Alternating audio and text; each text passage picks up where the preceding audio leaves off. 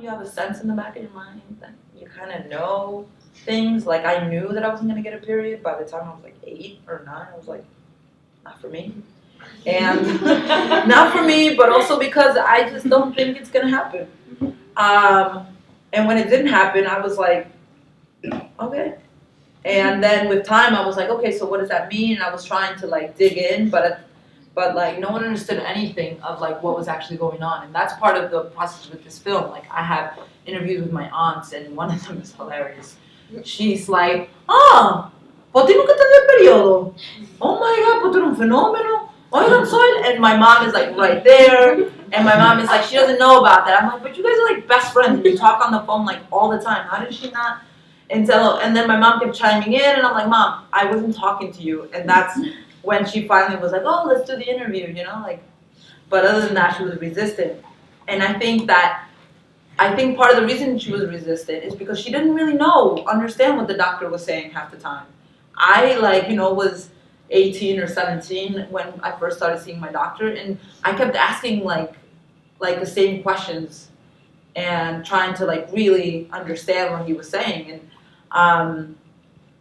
but I wouldn't like go back and like give a report to my mom, and my mom certainly like wouldn't talk to me about it, and she would go off and she was in her room like crying to herself about it and like having conversations with my dad about it, but not with me or not with anybody else. So there was all this secrecy around it and misunderstanding, you know, that for the most part, like she is genuinely surprised when I tell her that I have male chromosomes. You could see that on film.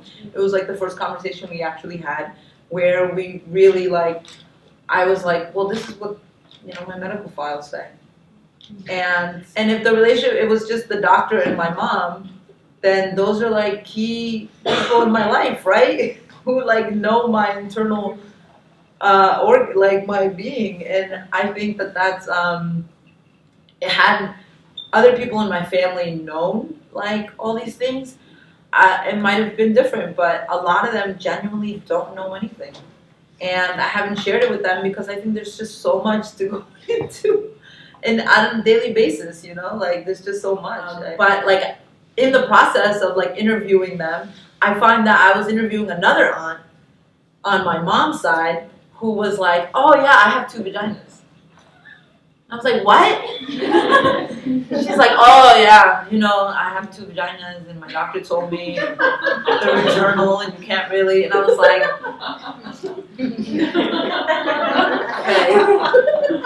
okay. Can we revisit this on some other occasion because you're kind of not lit well right now? So, and I haven't revisited that yet because I was like, oh my God, am I gonna make this like its own separate thing? I don't think I can include it in my own work, it's too much. But I Googled it afterwards and it's like kind of common. It's like fairly common. So I think that there's all these things that occur that people don't really talk about.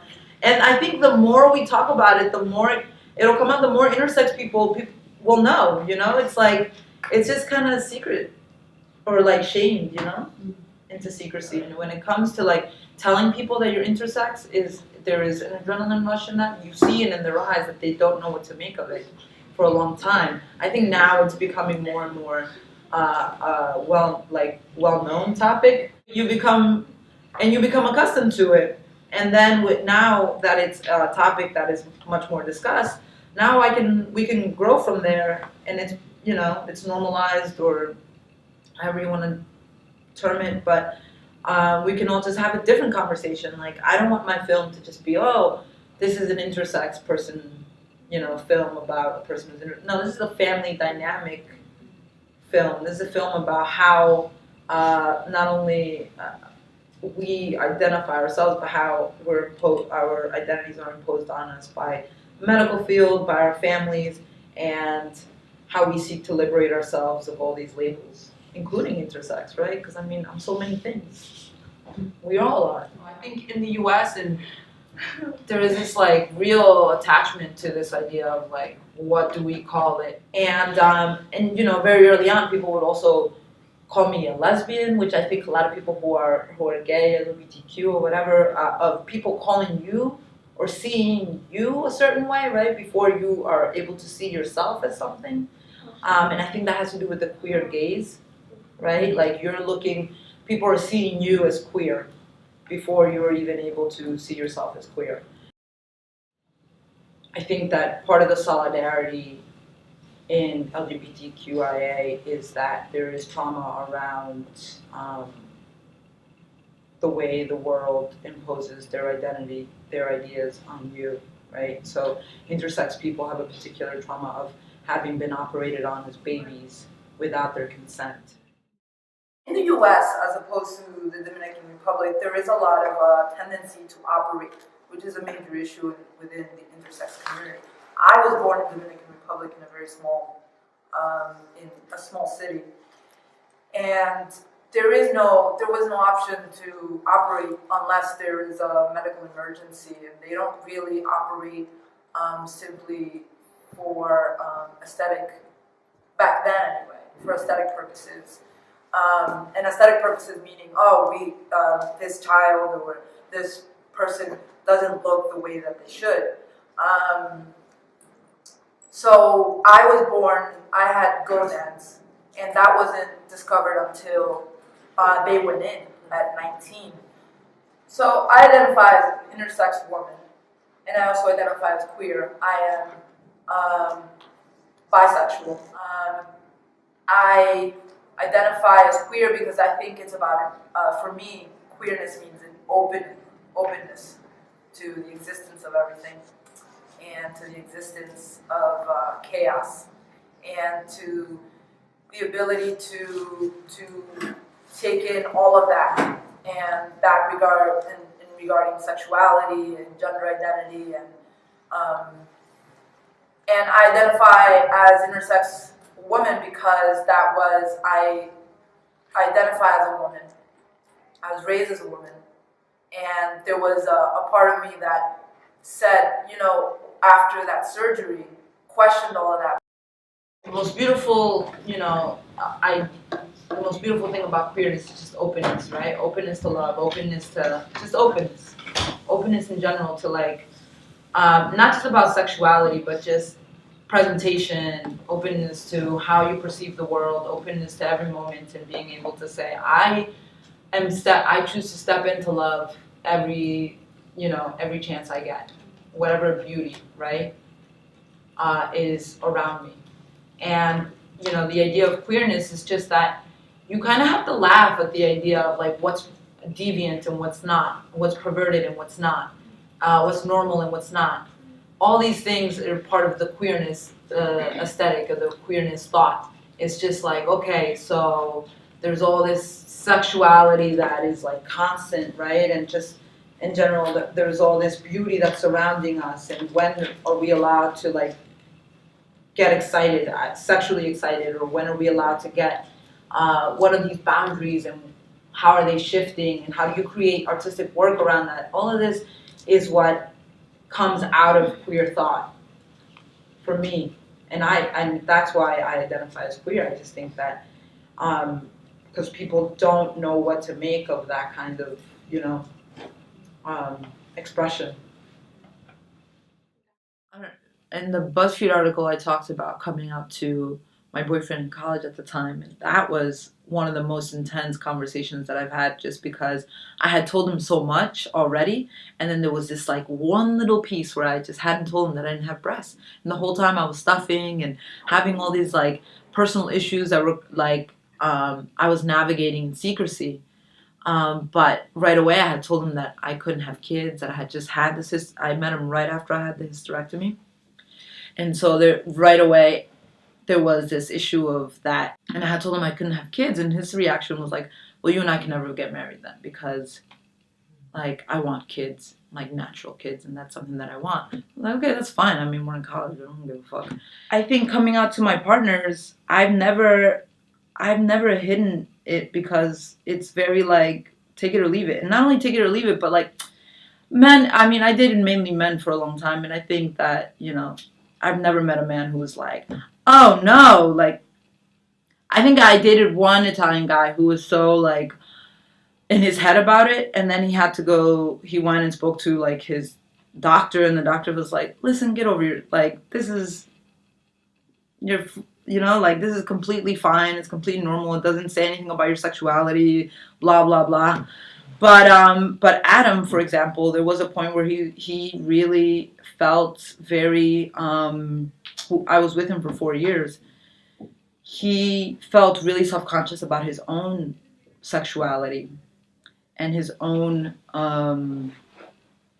and whether or not he, like, what it said about him, his attraction to me, because at that point I didn't have breast implants. And I think that I found his own, I like, during that, at that point I was going through so much. I remember through that period, there was a period where I was just crying a lot of crying, and I was crying for like everything and like, or nothing. Like, I was just, and I would be crying in the bathtub, and it was just like a lot of grief. And I felt like it had a lot to do with this processing of, in like, of this decision that I had to make about whether or not to get breast implants. And we would talk about it, and he was encouraging me, and then my family was encouraging me, and then insurance would pay for it. There was all this like, well, why not? Let's just get it over with and just figure it out. But before that, there was just a lot of like, grieving about, I think, you know, in many ways I wanted to, even though I couldn't intellectualize it, a part of me just wanted to be loved exactly how I was. Yeah. You know, because I think it evolves all the time, right? In terms of like, I think we're all like discovering what we are and what we're not, and labeling things and calling ourselves one thing or another. And I, and I'm always like, now if I decided, and I think that's part of the conversation with my sisters, now if I decided to take out my breast implants and I went to a beach, and I'm always topless at the beach, and people saw me, they might think that I'm trans. And am I trans? Maybe I am trans. Maybe there's an overlap, right? There's always an overlap of these things because you're transforming yourself and transitioning from one thing to another. I'm trans right now, even if I didn't take out, because I went from being a person who didn't naturally develop breasts and was considered somewhere in between, to now being considered a woman, right? And I think that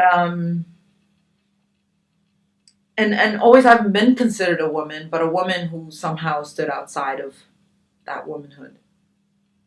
I think that coming out to people is this feeling again of like calling yourself something that they puts them at some safe space or some safe place to like call you that thing and to know what you are.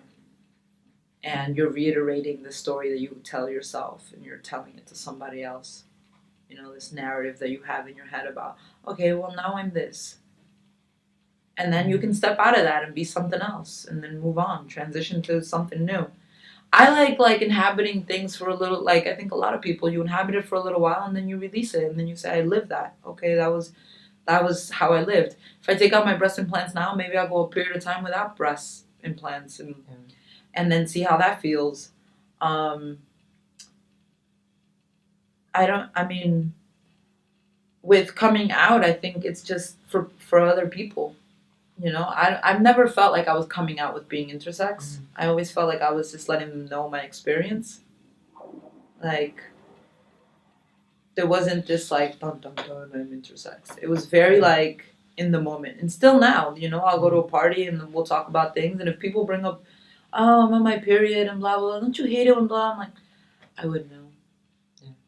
Like, I think that's part of it. I think part of it is just like being honest about it and being truthful about how you can relate as women, right? Because the whole thing is like, a lot of times with people, I know I have a lot of queer friends who are transitioning, who find themselves in this in-between stage of transitioning, who aren't sure if they want to transition to